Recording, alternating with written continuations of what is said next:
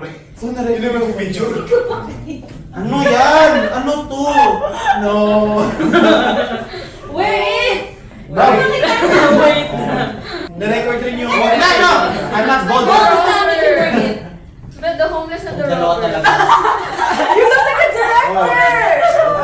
Sinupin. Ayan na si Direct Paul.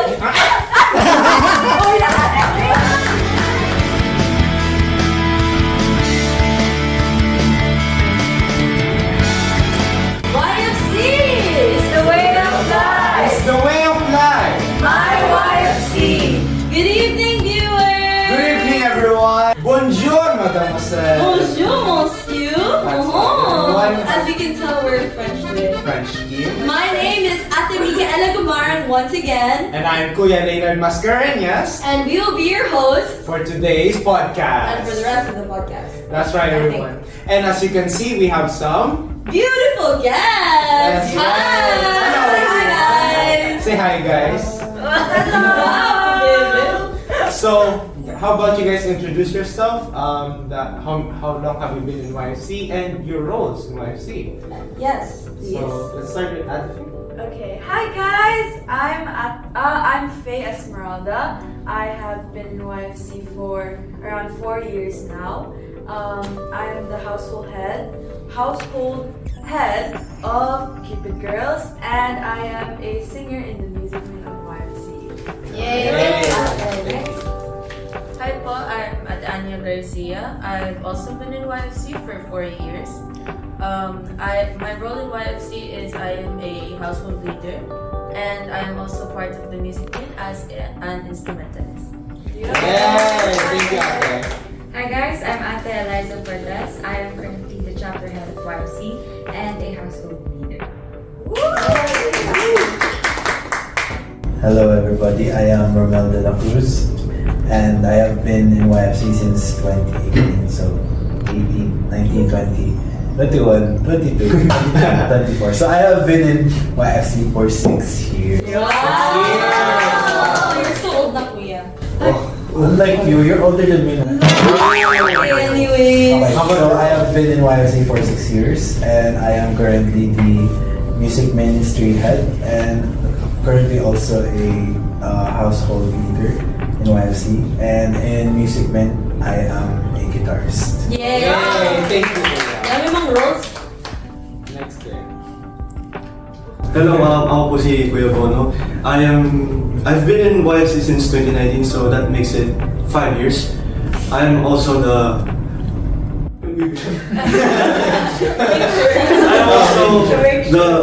household leader of Pencil Heads. I am also a member of the Music Men. I play the guitar and beatbox, and I am a backup singer. Yay!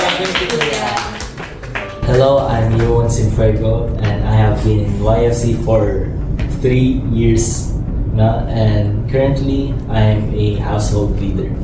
Yay! Thank you, Kuya. How's your day? Hello. How's your day, How's your day, guys? Tell me about Come your on, day. let's tell us. Okay, so my day went well. It started off with school, of course. We're in our second semester, so obviously more work. So a little tired, but obviously super energized for this YFC event. Wow. Thank you, Ate. Yes, my day today was good, but since it's late now, I'm getting kind of tired. But it's okay because it's YFC. Dedication. Amen! Amen. Amen! Amen. Thank you, Ate. Alright. My day went eventful, but because it's mostly school-related stuff, but it's kind of relaxing to be here. Wow. That's so true. Okay, I hope that sana I wish I could have said that my day went well, but I woke up with 4 hours of sleep dahil tinawagan ako ni Mama to go with her to somewhere today to help her sa work. So I was like, I woke up sabog. My brain is not braining. So Please.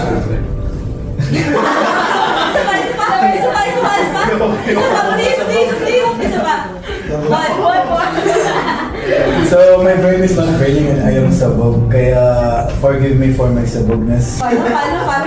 Sabog. Wow! Okay, so for me, it was quite entertaining to be here right now. Pero for the past week, yes, baka pagalit ako ni mama kasi wala lagi ako sa bahay. Lagot. Okay, so at first it was very tiring kasi there's a lot of work, projects at school. But now it's good because I'm here in YFC and very busog thanks to Tita and Tito. Thank you, Tito! And the Texas Thank chicken! you so Busog much. na po din. How about you, Ate Mika? How's your day?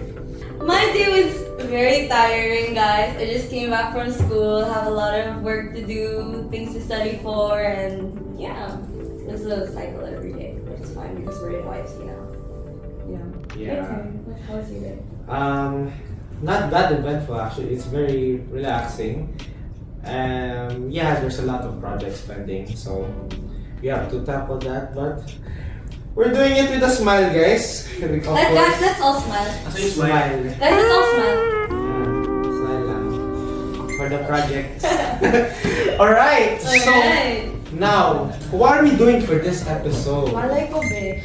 So, for this episode, we will be sharing about our experience here in YFC, right? Okay, we will be having a bunch of questions and an activity later. Are you guys excited?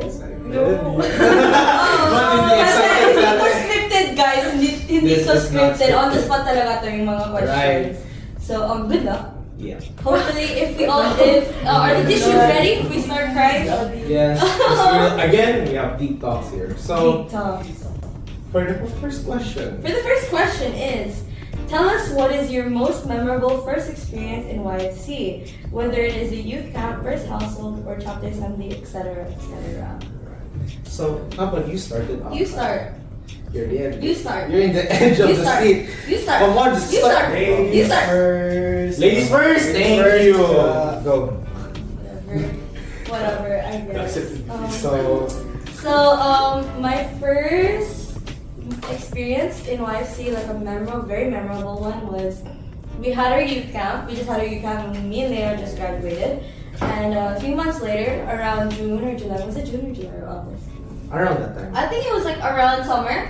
We had our pool party. We had a fellowship. We had a pool party, and I remember almost drowning because someone was trying to push me down because they don't know how to swim, so they used me as their like floaty device. so I was like suffering there, being some floaty device because I was like the lightest. But yeah, that was very memorable because well, that was the first gathering we had, and there were so many people, like so many YFCs like that time, and there was so much food, and that was the first time where I felt the togetherness of YFC and the what's that word again?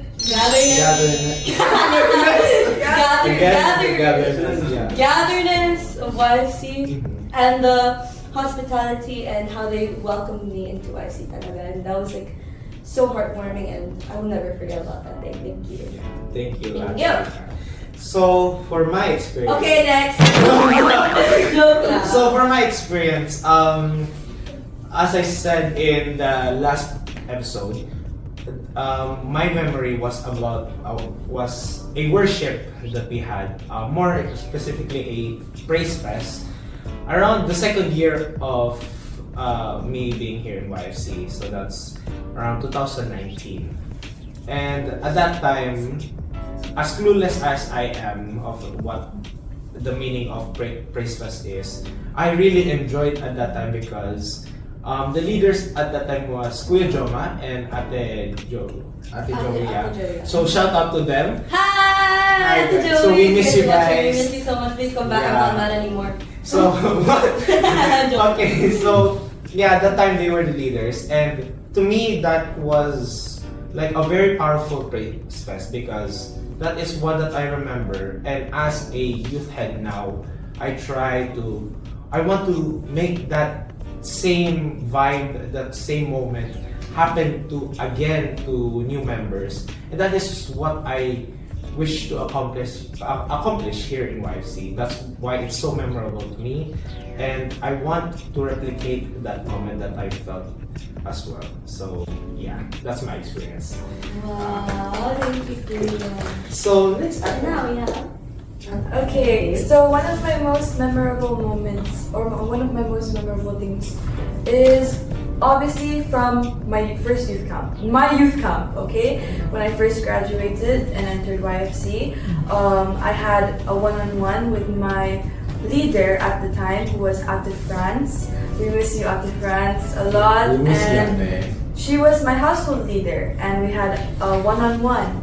And it was basically just us two talking together, and I just remember it being so wonderful and intimate because I got to talk to an ate who I related to, and like she understood things that I was having like having hard times with. So that's like a memory I will cherish forever because Ate France was really one of the best leaders, and one of the leaders I hope to become. Like, be very influential. So, yeah. thank you, Thank Ate. you. One of my most memorable moments of YFC was probably the first physical youth camp after COVID. It wasn't our youth camp, but it was the batch after ours, I think. And it was the first time that I actually saw everyone in YFC work together and how they cared for all the new members and tried to make them feel included and tried to teach them why YFC was special to us. So yes. Yeah, thank you, Ate. So my most memorable experience, or maybe one of it, is when I became a household leader to my members. Because when it feels like when you're a leader, parang ikaw na nagsasalita. But then, at that moment, I realized what it really is like to be a leader. Because it was one of the moments I really felt the presence of God. Because hearing their own stories, their own backgrounds, and how God worked in their life is really inspiring. So, yes, thank you. Thank you, Ate. Next to the Kuyas. So my most memorable part of YFC was when I wasn't actually YFC yet. It was, no, I wasn't YFC yet, but before I became a YFC, I was in the national conference. I joined 2 national conferences before I became an actual YFC. So the national conference was, I think, Solid Ground. And that might have been 2016, 2017, and I haven't been a YFC yet. But that national conference was the reason and the inspiration of why I wanted to actually be part of the music ministry and be like the people in YFC. Kasi at that moment in time where there are many talks that are so inspiring. There were many ates and kuyas that are YFC that made me feel included kahit I wasn't part of YFC. And I think that is the true essence of YFC, where even if you are not a YFC, like you're not part of YFC, the people of YFC make you feel included, and sabi nga ni ate, make a gatherness. You have to say 1, 2, 3. Gatherness. So yun, that memory, that partial memory of me being there, kahit I'm not one of them, but they made me feel like I'm one of them, is what inspired me to be who I am and as a leader this day. Wow, thank you, Kuya. Nakakaiyak to. So yung akin din, tatagalog ako kasi that's siya tuloy. Yung akin is, angkop book nung 2019 nata. Kasama ko si Kuya Tier. Yes, pumunta po kami nung Los Paradise nun after nung angkop book. So ang nangyari nun is, hindi pa po ako YFC nun tulad ni Kuya Romel. Pero, nung time yun, syempre, YFC si Kuya Romel. Pero, they made me feel na I belong there, kahit di pa po ako member. Thank you, Kuya. Okay, for me, my one of the memorable moment, or let's say the most memorable moment is when I joined YFC because at first, iniisip ko talaga na boring naman sa YFC. Hello. Pero, ayun, when I joined the youth camp, it's ang sarap sa pakiramdam because of how the people welcome me, and there's a lot of things na ang saya, like how they worship, the songs, and how everyone is enjoying it. Yeah. Thank you, Kuya. Yeah. So, thank you for sharing your experience, guys. Okay, So, so we have our next question. Yeah. which is are you guys ready for this question? What? Okay, wait. Let me put on my Siri voice. What? Voice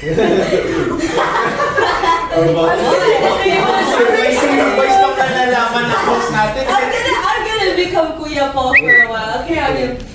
What was your? Okay.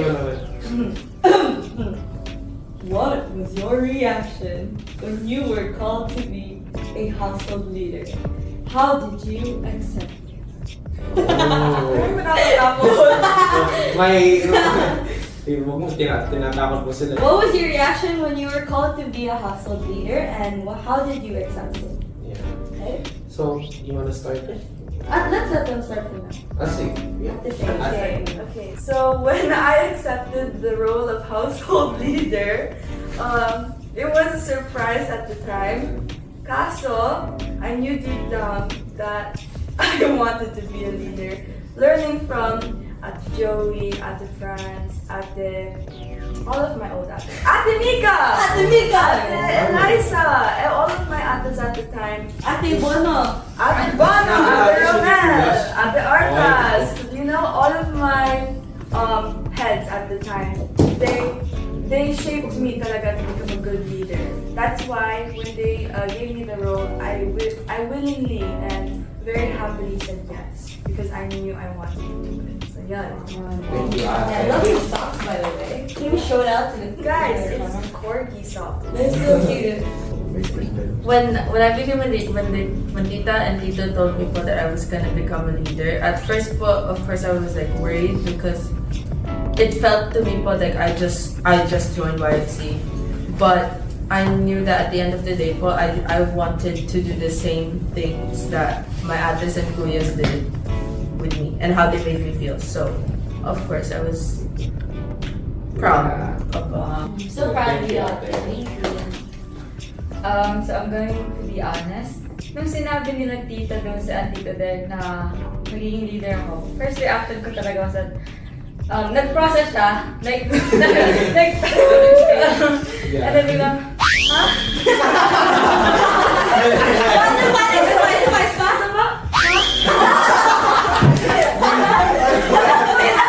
Gulat na gulat.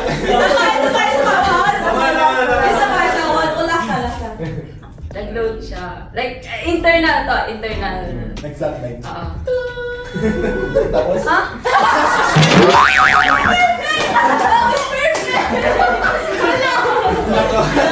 Gulat na gulat.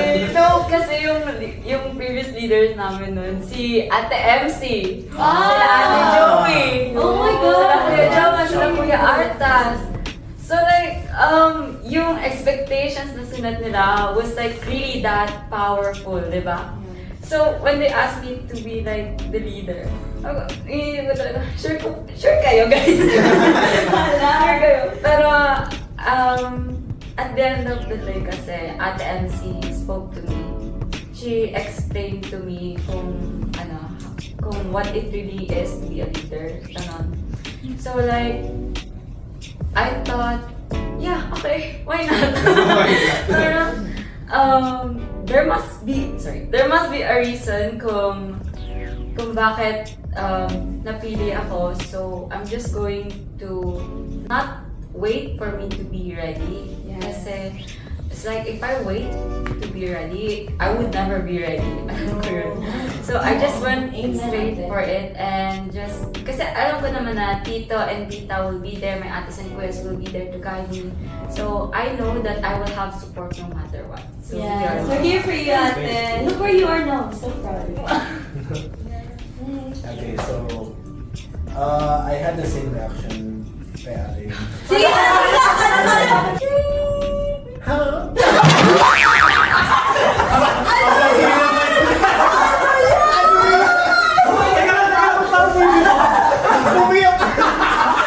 Grabe.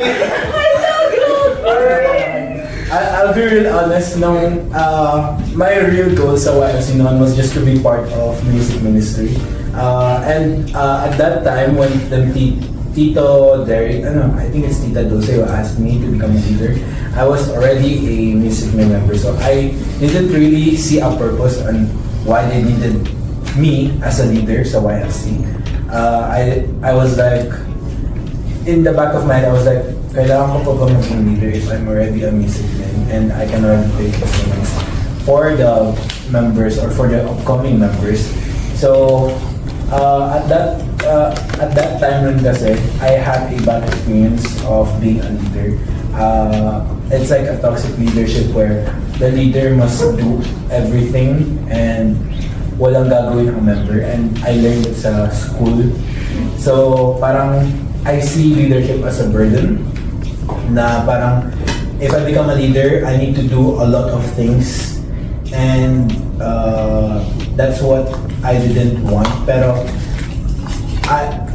at that time I was also like, it is YFC. It is like I was hoping it would be a different case, and I had like an internalization of like it will be different and this is for the Lord, and that's when my journey of saying yes sa lahat ng bagay na every titos and titas ask me to do, it's like my answer is yes. So that's what brought me to who I am now. Wow, thank you. Ulit, itatagal ko rin ako. So, kung hindi nyo mapapansin, member ako dati ni Kuya Ruben. Ah, really? Paano ba? Ano ba? Oy! So, kaya kita doon na magiging leader ako. Wala lang. Expected ko na kasi long over ko na ako. Kasi inisip ko kung kaya ni Romel, hindi kaya ko din. Amen to that. Okay, so for me, I think at first it happened so fast kasi I just joined YFC, then a year after, leader na agad. Yeah. So it's like very fast. Pero I believe naman na this is part of God's plan, and of course need to try out the opportunity. Yes. Yes. Thank you, Kuya. How about you, Kuya Leonard? Okay, guys. Okay. So, when I became household leader, mas nauna pala akong maging household leader kaysa dito. Okay, guys. There's a story for that. Okay. So, it was year 2021, and again, it was pandemic. So, yeah, online ginawa ang online yun. So, it was not as, more like expected kasi my older brother, he became a household leader, and at the time he was already a long member of YFC. And well, to me, I feel like it was an expectation that I would become a household leader. So at the time, it wasn't Tita Dulce, but it was Tita May. Tita May asked me and messaged me, said I will become a DGL, which is a discussion group leader for youth camps, which means they will be the household leader. And at the time, it was an expectation, but I accepted it because it's already at my time. I was wondering nga, ba't hindi ito kasabay ko? Yun nga, story. Yeah, kasi dapat kasabay ko to. And yeah, it felt like it was set already that I was gonna be, because they were already training me, Tita Dulce. It felt like they were already training me for this role already. And yeah, I accepted it willingly. But obviously, I had insecurities na fit ba ako paging leader, yung responsibility na to. And at that time nga, even if it's online, parang I was a very lazy person. So, do I have... You still are. Honestly, yeah. Actually, yes. But even that, am I in this responsibility? And here I am, accepted our bigger role, which is a youth head. Amen. So, yeah. Set in stone destiny, maybe, but I accepted it because I knew it was God's plan. So, yeah. Eto na guys, eto na. Okay, sit back, relax. Explain mo nga bakit ikaw ang huli. See, i-explain ko. Long story talaga to. Okay, so we were in the same batch, right? So, it's been 6 years. And I only became a leader in 2022, I think. Yeah, right after the pandemic. Like 2022, which was how many years?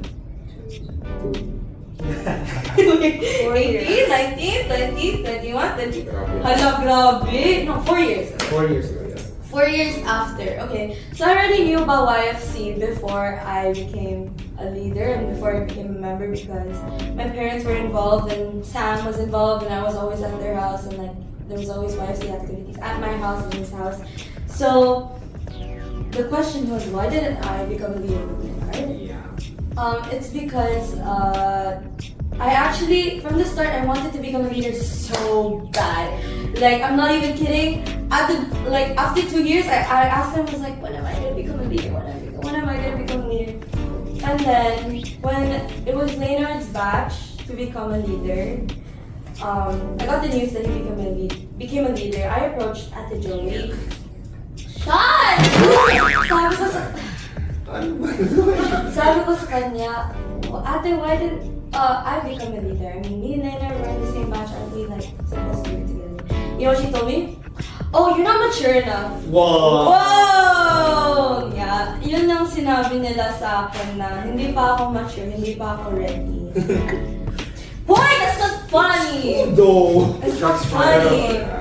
But it was true. Diba? Sabi ko sa'yo eh. But it was true, hindi ako ready. Pero I still had that mindset na gusto ko talaga maging leader. Kasi I knew deep down, I am a leader. Wow! Joke lang. I am a leader. I am a leader. I am a leader. But during 2022 was COVID pa rin, and I still didn't expect to be a leader kasi I thought it was gonna be like, still long overdue. But then one day, Tita Dulce called me. She was like, Mika! Ganun talaga yun, actually. Papanood. Ganun yun. Mika! Leader ka na! And I did the same thing. I was like, huh? I was like, huh? Is this real? Real na ba to? And then she was like, yeah. You're gonna become a leader. Yeah, you're gonna become a leader now. And I was like, oh, finally, it's my time!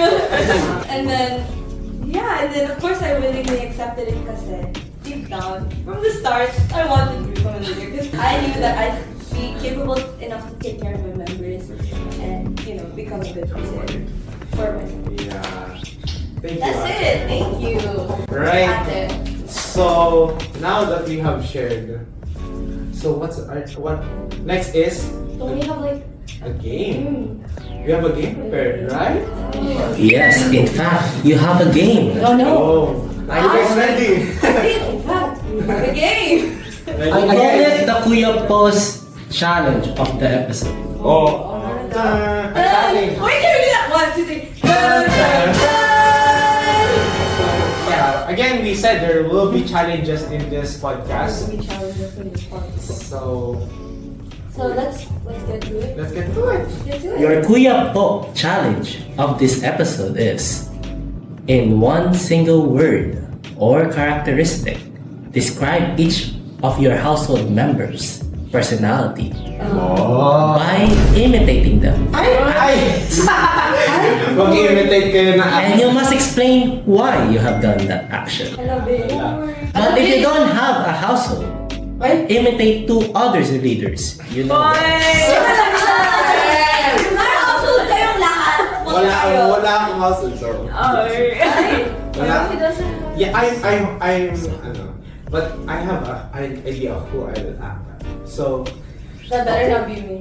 How are we gonna start? Who are we? Let's start from Kuya. Kuya Yuan, let's go. Miss Craig. Oh, una. No, ikaw na, Kuya. Ano naman? So, pwede kayo tumayo, guys. Tumayo kayo, i-act out nyo yung ano nyo. Wala. Okay, Sige, dito ka, boy. Kailangan pa lahat ng member. Oo. Oh, Yeah, each yeah? one, Yeah? each one. Oh, yes. all Hindi, right. sa akin dalawa lang kasi active yung member. Okay, just state the name of your member and then I-state ko to yung pangalan. Okay lang yan. name drop. Kasi soon, ano. You should mention the name of your member before imitating them. Yes. Yes. So kasi, ano, they will be also featured soon. No, I could imitate your member so well. She can. Okay, so, isang member ko si JG. Paano bang imitation natin? Lagot ka lang. Shoutout JG. Saktong-sakto. Ganun siya. Ganun siya actually. Perfect! Kaya ako ginawa yung impersonation niya kasi I like how he observes people. Ayan. Wow. Galing naman. So yung isang active member ko naman, ano ba? Paano ba siya? Pares na sila laging nakaupo eh. So, You can just like give So, a word to describe him. I-describe na ko. Or so si Zay naman, paano ko ba gagawin si Zay? Pag gagawin yung gumagano. Oh yeah! Ben, sino yung kakalibutin niya yung pwede? Ayaw ko, wala ka.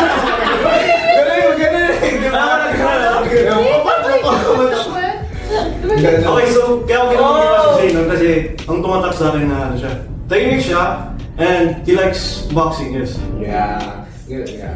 So yeah, JG and Zane, shout out to you Shout out to guys. you guys. Kuya Yuan. Kuya Yuan, your members.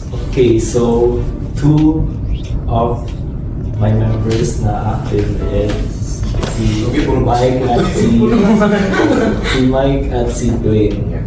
Shout out. Shout out sa inyo dalawa. Kanya guys. So, two of them are my classmates and siguro I can imitate them by one down. Sige.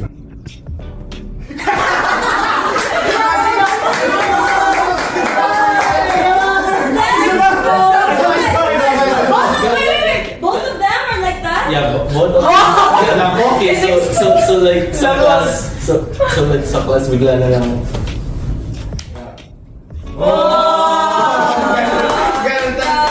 What about Mike's basketball skills? Yalla go. Very good that Mike. Okay, imitation na.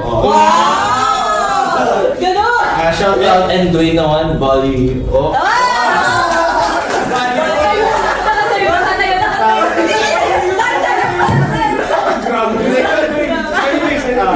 That's favorite dance leader niyo.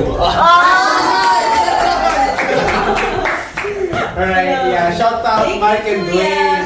Teka lang, bago magsimula si Romel yung bagong members mo hindi ako Oo nga pala. Okay, kasi I had two households, noon sina Bono, and the new one right now, which is sina Miguel, which is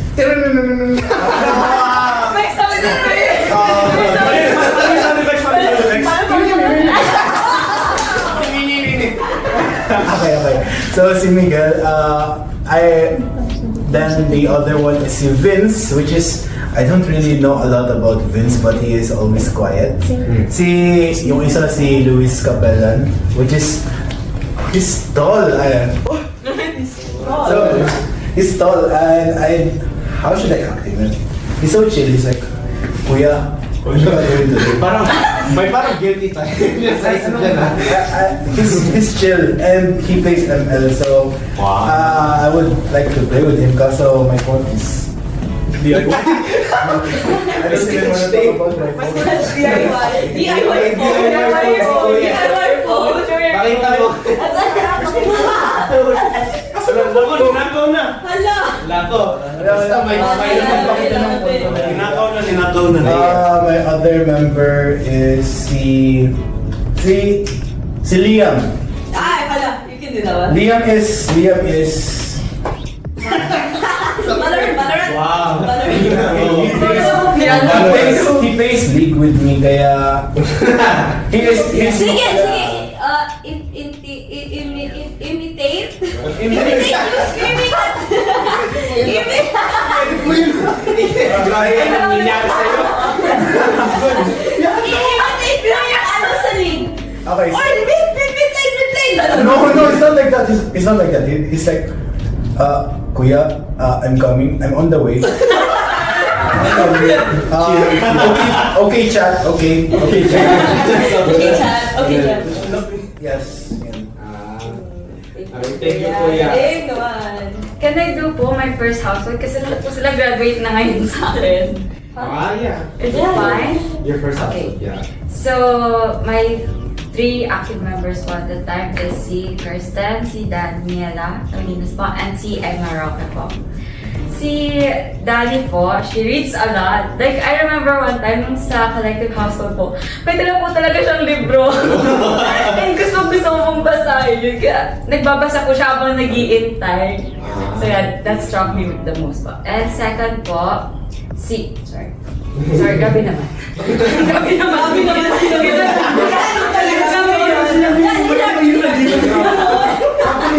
Sinubol na yun. Kasi yung mic na nandito kayo na paano siya maririnig, di ba? Ay, sorry. Sino po yung mag-bid? Okay na ba ito? Okay na. So, second po, si Ate Emma. She's part of the outdoor server po. Yeah. And cute niya ako. Like, every time she come up to me, sabi niya lagi, Ate! Yeah. So, outdoor server, lagi siya nakaganon. Yan ang auto server rate. Hindi, meron si Bonut, may bonong way. Wala. Ay, okay. Pasok mo yan. Paano nga? Pogi po. Pass. Sige, pasok ko. Okay. Last, si Kirsten. Ito yung pinakagusto kong expression niya. Shout out to you, girl. I love you. Sabi niya, I see. Oh my God. So sassy. diba? Ate Rika? So yeah, yun pa. Thank you. Love you guys. Thank you, ate. My members are very quiet. But, okay, Noemi, she's probably the most active. So, whenever we're in YFC or when there's an icebreaker, she's like, guys, let's go. Guys, let's win. She's like that. But the main time to get talkative is when there's chismes. So, whenever we finish discussion, we pray, and then she's like, Ate, you know what happened? And it keeps going. Zoe, she's probably the most quiet.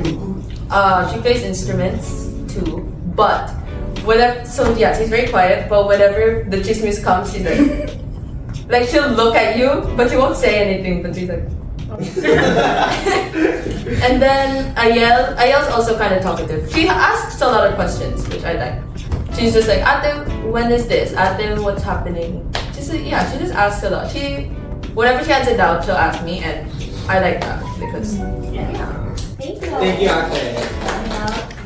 Okay, so my most active member first. All of my members are active in participation, but the most energetic is Zara. Zara, I love you. I love you, Zara, and ito po We love ang you, Zara. sister ni Zayn, Yeah. ang member ni Kuya Bono. So the thing that I can imitate of her, guys. Ano yun?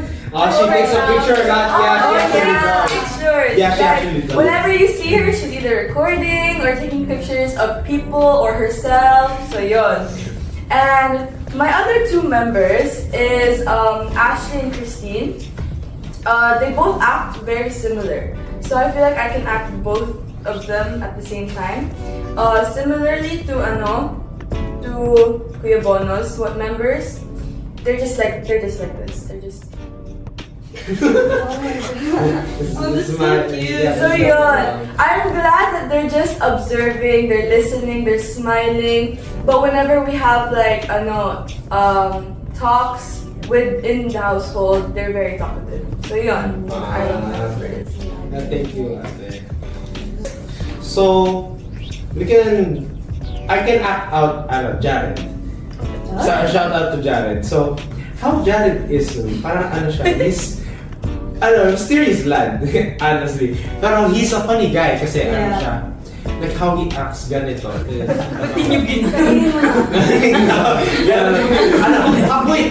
Wait, how does Jared act? Like he, I had something to do yesterday actually. Yeah. And he's like, he always he's like that. Yung parang, actually, gano'n siya. Sorry, may ginagawa ko? Then yung time na nakasira siya ng upo. Grabe na yan Can we roll the clip? Roll the clip!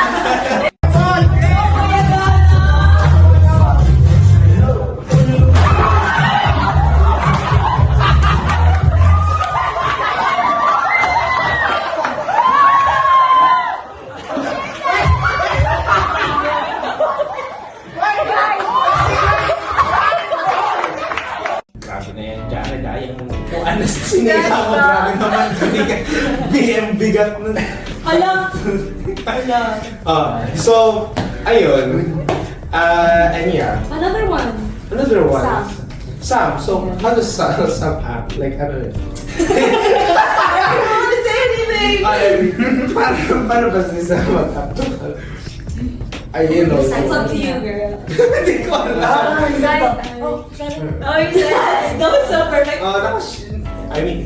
He also Sam also broke a chair. Dahil nagsisira mo po talaga sa namin. So, ganun pa si Sam. I know he does the side eye. He did it before. Ganun side eye. Can we all side the camera 1, 2, 3? Side eye. And then sometimes he looks up and down. Well, shout out to you, Sam. Shout out to you, Sam. How about you? Okay, guys, you're in for a ride. I have like 7 members. No, actually, I have 6 members. But sorry, this is gonna be kind of long. So my members are Ashley, Kaylee, Kristen, Kelsey, Daniela, and who's the other one? Erica. So that's 6 members, so we're 7. And that we did that. Yeah. Okay, let's start with Ashley. So, oh my god, she'd be like this. She'd be like...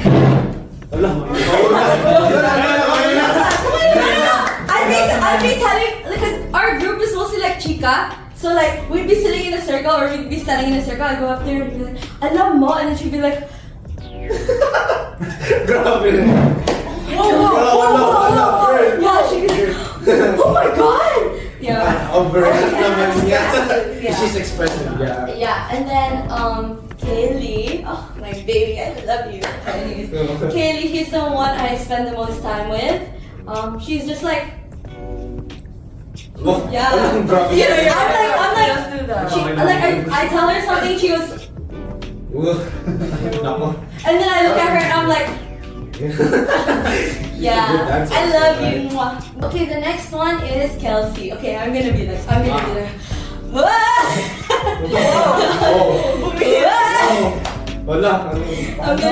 sing like her. I'm gonna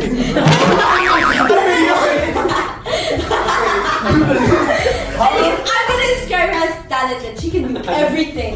She can talaga. She can dance.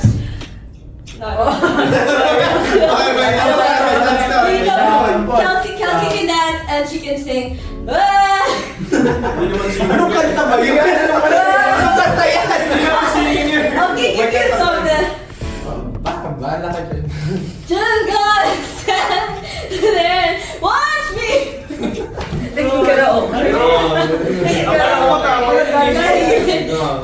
Okay, anyways, Kelsey and then who's my other member? Hello. Kristen! Yeah, the thing she does. Like the thing she does. And then she go, ano be? She'd be like, oh my be! Oh my god! Oh my god, be! Ano be? Yeah. And then Ate Daniela, but like I haven't had a household with her yet, but like she's very talented as well. She can draw, she can sing, she can do everything actually. But how I see her is like, oh my god, you're so right. Like that. She's a really good talker as well, so I admire her for that. And then my last member is Ate Erica. I don't know how to, like, she's very chill. That's all I can say. Yeah, that's it. That's it. Okay. That's it. So yeah, that's for our simple game, right? Is there more? Is there any more? There's no more else. All right. Okay. Right. So we have one more question. me? Yeah. Sorry guys, this is like really long, but like So for last question, go ahead. Wala. Okay. What advice? wait, I'm gonna put on the Kuya Paul voice. What advice would you give to someone to keep yourself humble and God-centered when serving in YFC? Whether that may be serving our members or our titos and titas. Ako naman. So, what advice would you give to someone to keep yourself humble and God-centered when serving in YFC? Whether that be serving our members or our tita. An advice, yes. Yeah. So, to keep yourself humble and self-centered. Okay, why don't we go first so that like they have an idea? Go ahead. Okay, what advice would you give to someone to keep yourself humble and God-centered when serving Well, in YFC? Whether that may be Inulit kasi hindi niya narinig eh. What advice would you give? Dapat ka guys, hindi gets eh. Wait, what advice would you give?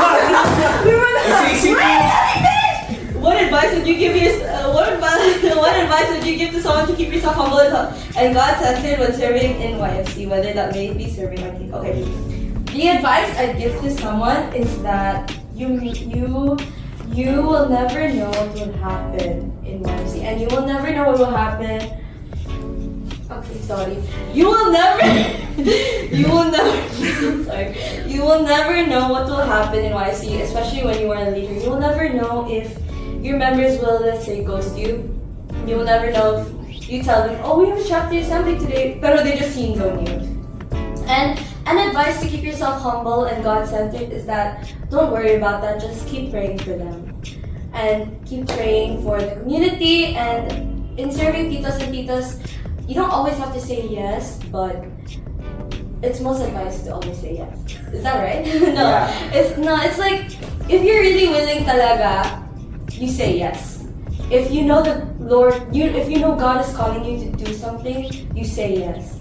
Even though your mind is like, no, I have so much to do, I have to do this, I have to do that. But God is in the back of your mind telling you, no, you have to go. So, say yes to the Lord, say yes to your titos and titas, and stay humble. Wow. Thank you. Ang galing ko. Ang galing. Right. So, Yeah. of course, hindi ko ulitin yung question katulad. What advice would you give to someone? So, an advice that I would give is, it is challenging, right? Accepting a role as a household leader. We all know we have our own responsibilities in our home, in our school, and it can be really tiring, and I get that. I know even you guys you're from school, right? And you're here doing a YFC service. But despite all that, you are here, right? And I think what's important to know is that it's dedication talaga. What is your drive that you get, that you come to this event right here? And I think that is faith, right? We all know how faithful we are. That's why we're here today. And despite this tackle of challenges, even that, you still come to this event and then you serve. And I think that being faithful allows you to even if you're struggling, you're still going forward, right?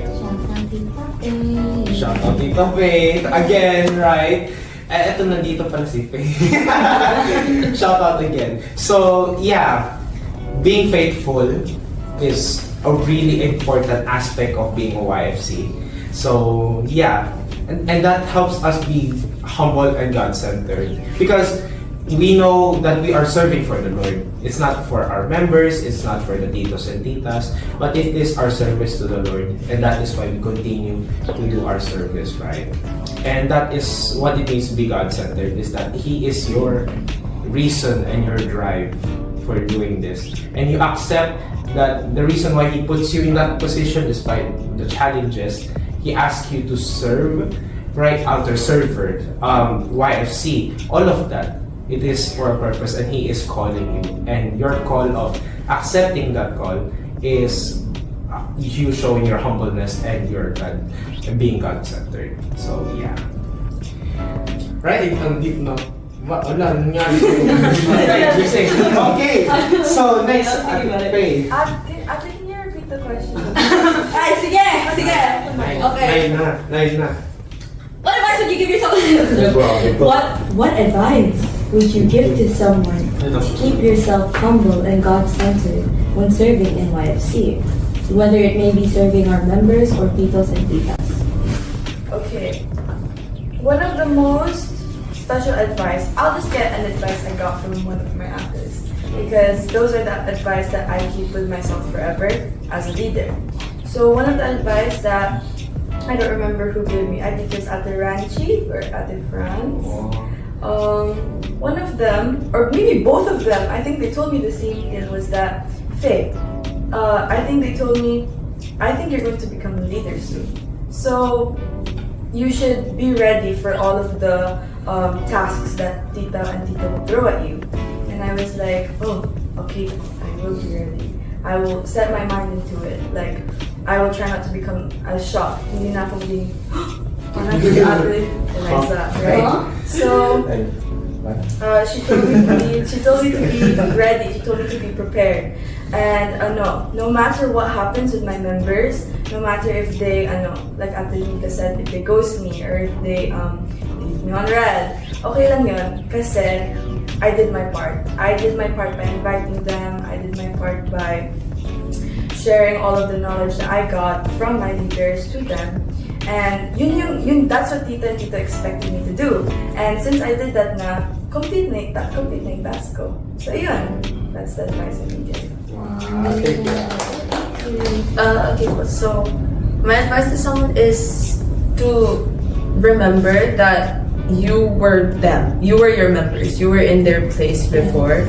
So always treat them the way that you wanted to be treated. Because if my leader didn't tell me about an event, how would I feel? I would be upset. I'd be like, they didn't text me. Do they not want me there?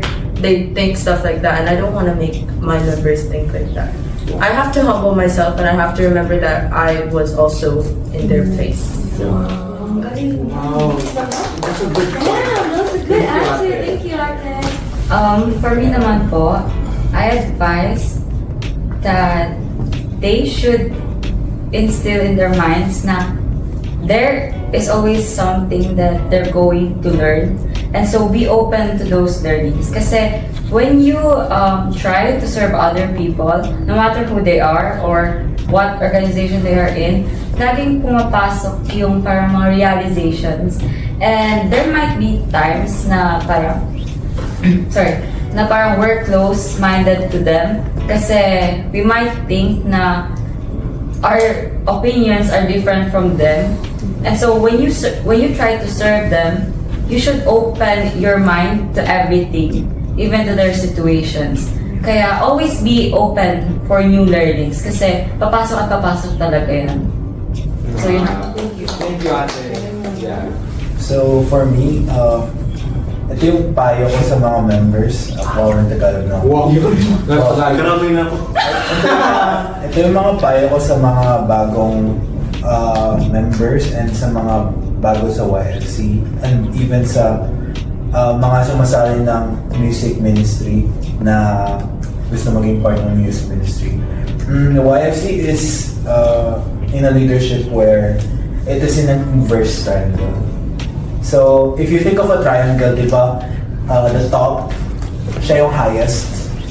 The pointy one is at the highest, if you imagine it, like, pwede pa-edit na lang na nasa triangle the highest point, the peak is like where all the power is. Then nadi-divide siya into like for example president, tapos it might go to military, stuff like that, etc. hanggang maging triangle siya ng puno. But in YFC, it is an inverse triangle where the point is at the bottom, where the leader must be the lowest, must be the humblest, and like Jesus, where kahit for example, diba, if your dad is the king, tapos you're the prince, the first prince, you're about to be the next king, diba? Something like that. So like Jesus, where he might have even ruled the world, but he didn't choose to rule the world. He chose to be humble and serve the people of the world, where even if may power siya or ganun, it's like in the leader, where the more power you have, the more you choose to protect those people that are above you, that are members. And it's like an inverse triangle na sinasabi ko na the higher up you think you are in the ladder, it is the lower you should be in the triangle, the humbler you are. Yan. Wow, galing naman! Ang deep naman! Grabe! Okay. Ayan na. Grabe. Kuya mo na. Pakitagalog ng question. Wala. Okay, wait. Sige nga. Ikaw? Sige. Kaya mo? Okay. Ano yung advice? So, kidding aside, ang mapapala ko lang sa mga new YFCs or aspiring leaders is him. Wow. Kasi I think there's a story in the Bible na where he washed his disciples' feet. No? Which is we did also in the camping. Pero sa camping, we nilinis namin yung kamay nila. Yeah. So, yun na. Kasi, bigay mo si Jesus, he's the Son of God, no? Tapos, there's this story in the Bible na yun nga na winash niya yung feet ng kanyang disciples. For me, that's the most humblest thing ever. Yeah. Yeah, thank you, Kuya. Serving others. So, Kuya. The advice that I can give is for the aspiring leaders is just be yourself, and Tita Dulce said sa akin na we leaders, or being leader doesn't mean na nasa taas tayo. As Kuya Romel said, here in YFC, it's inverse triangle, and we leaders are the one who's at the bottom. That's parang ganun. And yung mga new members, they are the ones who's special to us, and we're the ones who's serving and guiding them to the right path. Yeah. Thank you. Thank Being you. humble and God-centered, yes. And yeah. That's all. That is all for this podcast, guys. Alright, so Thank you so much, Thank you guys, so much, for guys. joining us in this episode, and Yeah. we will see you next time, and maybe more episodes to come. Who knows? who knows? Who knows? Right, so our closing. So, We're it's done. time to end, guys. Make sure to like and subscribe to the button. Guys, let's say it together. 1, 2, 3. Make sure to like and subscribe and share to your friends, guys. So this is Ate Micaela Gumara and Kuya Leonard Mascareñas signing off as your host for today. Thank you. Thanks for watching. Thank you. Or thank you once. Guys, Oh no, we're not sure.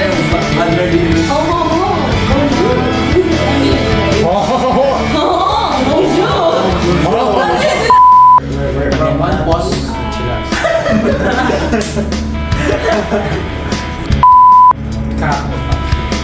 Magandang buhay! Oh my God! Hello, people, mabuhay. No, unfortunately not. Unfortunately, not now. Bonjour, mademoiselle. Bonjour, monsieur. Bonjour. Bonjour, Madam Jose. Bonjour mo? Ha? Panganay siya, bonjour mo?